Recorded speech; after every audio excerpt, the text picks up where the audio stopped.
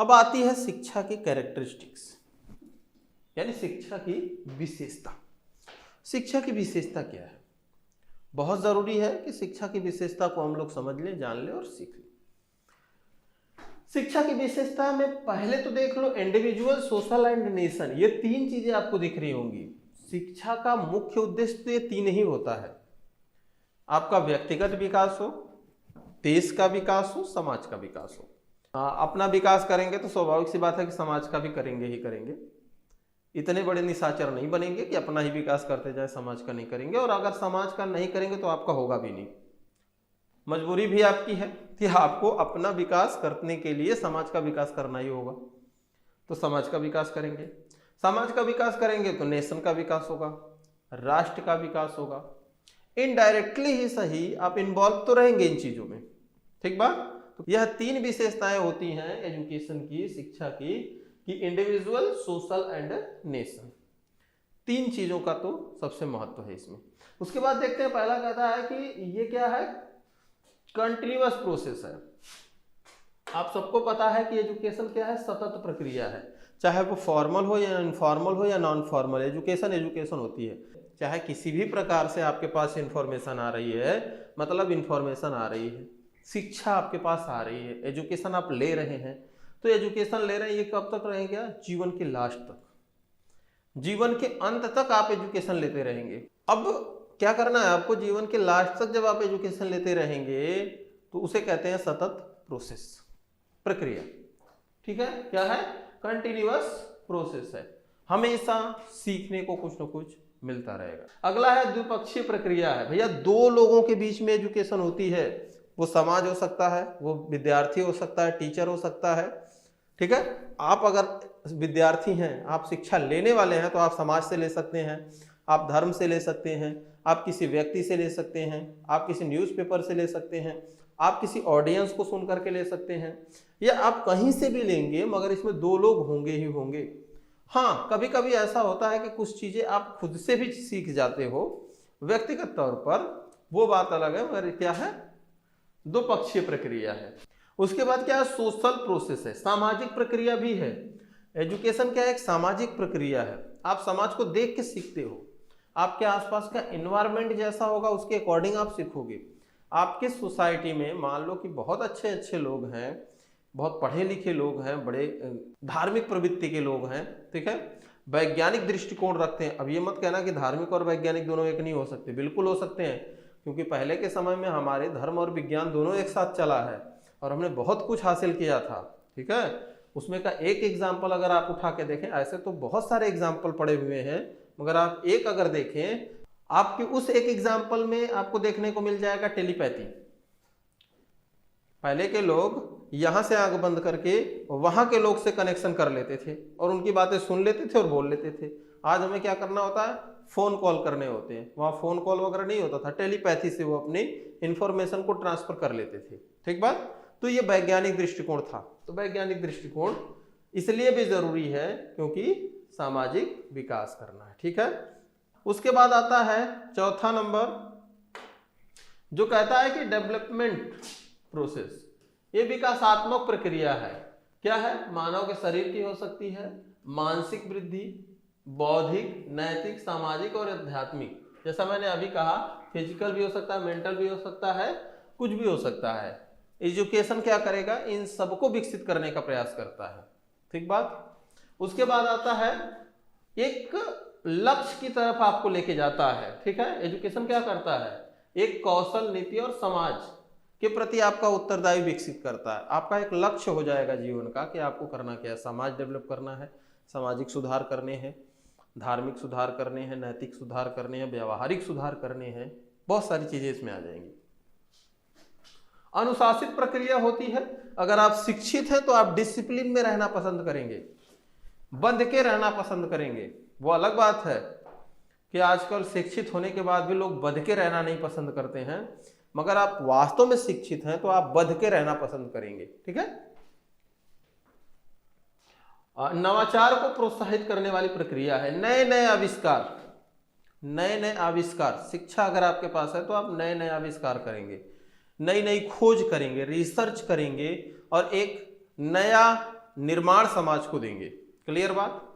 उसके बाद आप क्या करेंगे, बहुआयामी प्रक्रिया है भाई। इसमें क्या है, सामाजिक, सांस्कृतिक, नैतिक और व्यावसायिक सभी प्रकार से आपको डेवलप करने की बात की जाती है। देख रहे हो शिक्षा कितनी अच्छी चीज है। अगर आपने ले लिया तो कुछ छूट ही नहीं सकता आपसे, आप सब कुछ जीत सकते हो इस दुनिया में। मैं कहता हूं कि पूरी दुनिया आपके लिए खुली पड़ी है। किसी ने कहीं रोका? प्रधानमंत्री बन जाओ, राष्ट्रपति बन जाओ, विश्व विजेता बन जाओ, किसी ने रोका आपको? अगर आप में क्वालिटी है, आप कर सकते हैं तो आप कर लो। आप आईएएस बन जाओ, आप पीसीएस बन जाओ, कौन मना कर रहा है आपको? पढ़ो, असिस्टेंट प्रोफेसर बन जाओ, एसोसिएट प्रोफेसर बन जाओ, प्रोफेसर बन जाओ, डिपार्टमेंट का एचओडी बन जाओ, अपने यूनिवर्सिटी का बीसी बन जाओ। किसी ने रोक रखा है आपको? आपको करना क्या है, सिर्फ अपनी क्वालिटी डेवलप करनी है, आपकी शिक्षा को बढ़ाना है। बाकी सारी चीजें तो आपके पास दौड़ी चली आएंगी। पूरा आसमान खुला हुआ है, पूरा आसमान खुला हुआ है, जितना उड़ सकते हो उड़ो, कोई नहीं रोक सकता आपको। ठीक बात।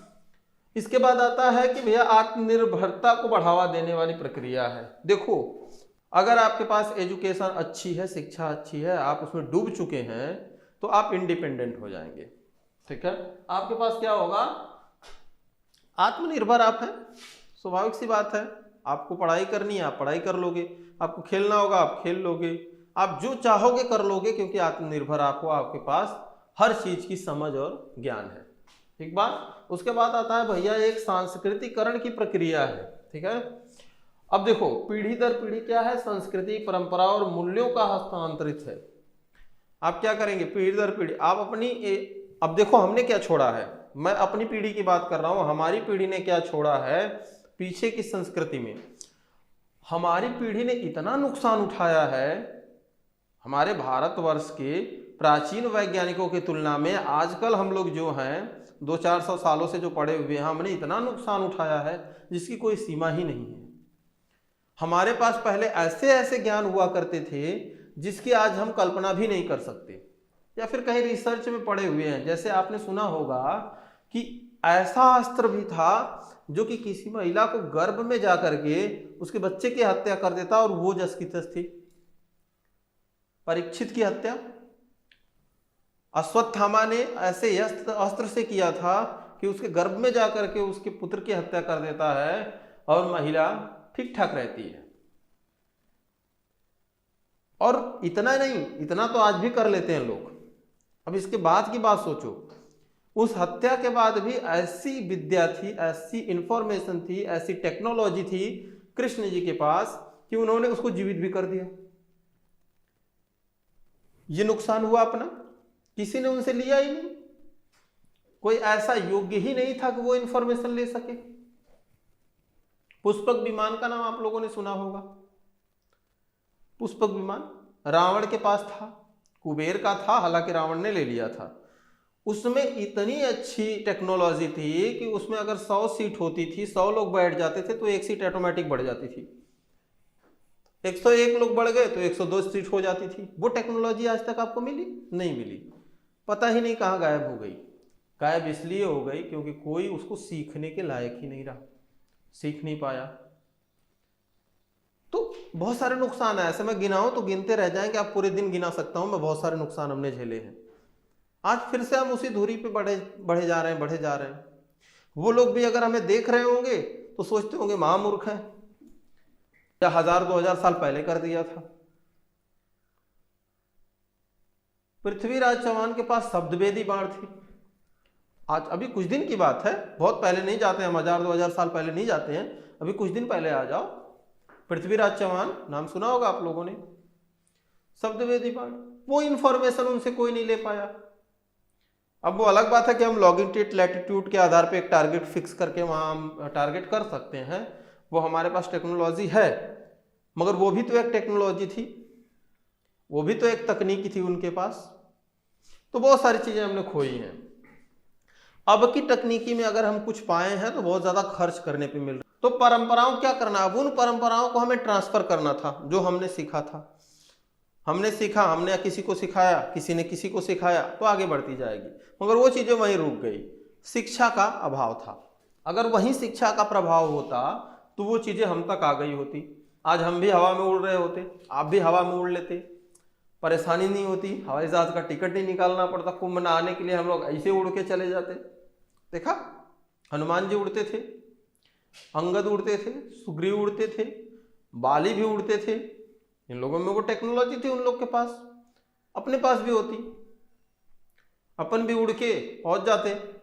कुंभ नहाने के लिए इतनी मार करने की जरूरत नहीं होती, सीधा उड़ते हुए जाते, कुंभ में डुबकी लगाते, वहीं से वापस आ जाते। तो तकनीकी हमने खो दी है।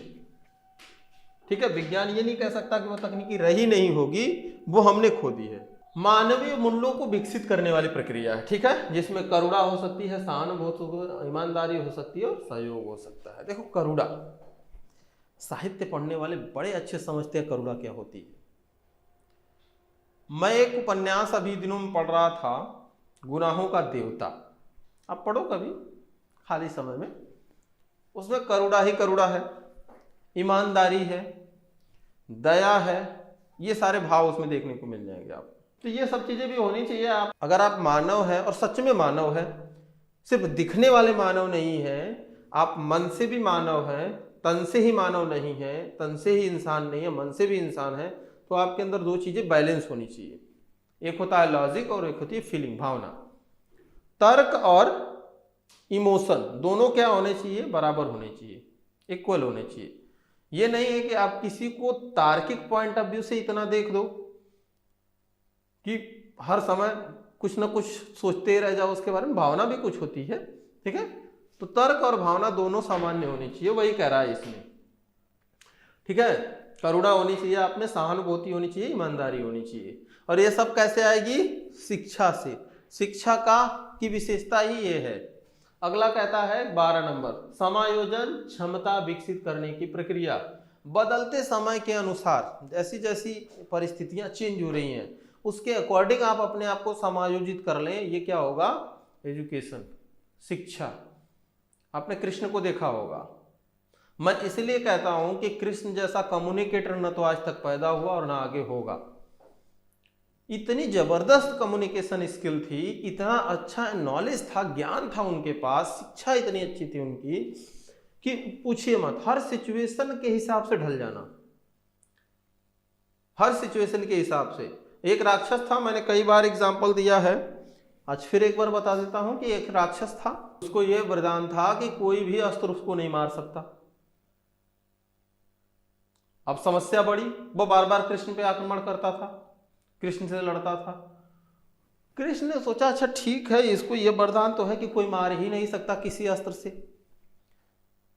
एक और राजा थे, देवासुर संग्राम में उन्होंने इतनी मेहनत की थी कि वो बहुत थक गए थे, तो उन्होंने देवराज इंद्र से वरदान मांगा कि मुझे भरपूर नींद चाहिए, और अगर कोई डिस्टर्ब करे और मेरी आंखों के सामने आए तुरंत भस्म हो जाए। अगर किसी ने मेरी नींद खराब की तो मैं जब जगूं तो उसको तुरंत भस्म कर दूं। इतनी शक्ति मुझ में होनी चाहिए, ऑटोमेटिक जल जाए वो। वरदान उसके पास भी था। अब कृष्ण ने सोचा अच्छा मामला यहीं फिट बैठेगा, अगर इसको मैं उसके सामने ले जा करके उस राजा को जगा दूं तो काम बन जाएगा। क्योंकि वह जैसे ही इसके ऊपर देखेगा, नींद खुली, देखा ये जल गया, कोई अस्त्र भी नहीं लगा और काम भी बन गया। अब इसके लिए सिचुएशन क्रिएट करनी पड़ी कृष्ण को, भागने की। तो क्या हुआ, युद्ध करते करते भागने लगे, रण छोड़ कृष्ण भाग गए। क्या दिक्कत है भाई, अगर वैसे वो नहीं मरेगा, बार बार परेशान करेगा और अपने पास एक तकनीकी है, तो कभी कभी युद्ध जीतने के लिए युद्ध छोड़ना भी पड़ता है। वो क्या किए, भाग गए। परिस्थिति के अकॉर्डिंग उन्होंने क्या किया, भागना शुरू कर दिया। भागते भागते उस गुफा में पहुंच गए। गुफा में गए तो अपना कंबल उठा के उसको उड़ा दिया, जो राजा सोया हुआ था, जिसके पास वो वरदान शक्ति थी।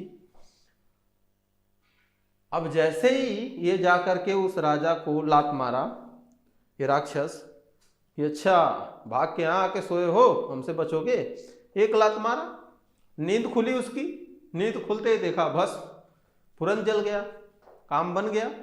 तो सिचुएशन के अकॉर्डिंग क्या करना है, आपको अपने तरीके से बदल लेना है, ठीक है। तो वही कह रहा है कि भैया क्या करो, आप आजकल के समय में समायोजन की क्षमता रखो। लोकतांत्रिक प्रक्रिया है, ठीक है। न्याय, स्वतंत्रता, समानता, ये सारी चीजें तभी आएंगी जब आप एजुकेटेड होंगे।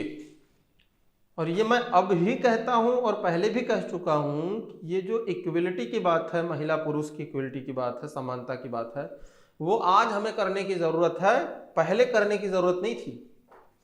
पहले करने की जरूरत नहीं थी, क्यों? क्योंकि पहले समानताएं थी हमारे प्राचीन भारत में। मैं ये 100 साल की बात नहीं कर रहा हूँ, 200 साल की बात नहीं कर रहा हूँ, मैं 500 साल की भी बात नहीं कर रहा हूँ, मैं 2000 साल की भी बात नहीं कर रहा। मैं इससे पहले की बात कर रहा हूँ, जो हमारे धार्मिक प्रवृत्ति में सतयुग की बात होती है, द्वापर की बात होती है, उसमें आप देखेंगे कि महिलाओं को समानता का अधिकार देखने को आपको मिलेगा ही मिलेगा। शिक्षा की समानता देखने को मिलेगी आपको, अस्त्र शस्त्र की समानता देखने को आपको मिलेगी, राज्य करने की समानता आपको देखने को मिलेगी, सब कुछ मिलेगा आपको। ठीक है, तो समानता की बात करते हैं। बात करता है कि राष्ट्रीय एकता और समरसता को बढ़ावा देने वाली प्रक्रिया है। भैया देखो, राष्ट्र की एकता बहुत जरूरी है। ठीक है, आजकल मानव के बारे में सोचो, देश के विकास के बारे में सोचो, उसमें जरूरी है कि विस्तारवादी न बन के विकासवादी बनो। ठीक बात। उसके बाद आता है व्यवसायिक दक्षता को बढ़ावा देना, बहुत जरूरी है व्यवसायिक कौशल प्रदान करना आपके लिए, आपके परिवार के लिए, आपके समाज के लिए, आपके देश के लिए व्यवसाय बहुत जरूरी है। और ये कहां से आएगा? शिक्षा से आएगा। अंतिम में भैया निर्देश की बात कर लें तो कहता है कि शिक्षा ज्ञान का आदान प्रदान नहीं है, सिर्फ ज्ञान का आदान प्रदान, हमने आपको दे दिया, आपने सीख लिया, अपने तक रख लिया, काम खत्म नहीं। व्यक्ति, इसमें क्या है? व्यक्ति के विकास, समाज के विकास, धर्म के विकास, नीति के विकास, नियम के विकास, न्याय के विकास, इन सभी के डेवलपमेंट के लिए बहुत जरूरी है शिक्षा। तो यह रही आज की आपकी क्लास। कैसी लगी क्लास कमेंट बॉक्स में जरूर बताइएगा और अपने दोस्तों को शेयर कर दीजिएगा। आप लोग का प्रोत्साहन हमारे लिए बहुत जरूरी होता है और वो होता है सिर्फ और सिर्फ एक लाइक। जरूर कीजिएगा और सब्सक्राइब कर लीजिएगा चैनल को, अगर चैनल पर आप नए हैं तो। मैं और भी बेहतर इंफॉर्मेशन देने का प्रयास करूंगा। मेरे पास जितनी नॉलेज है मैं आप तक पहुंचाने का प्रयास कर रहा हूं, आप बस उसे लेने का प्रयास करिए। धन्यवाद, बहुत बहुत आभार क्लास में आने के लिए। Thank you everyone.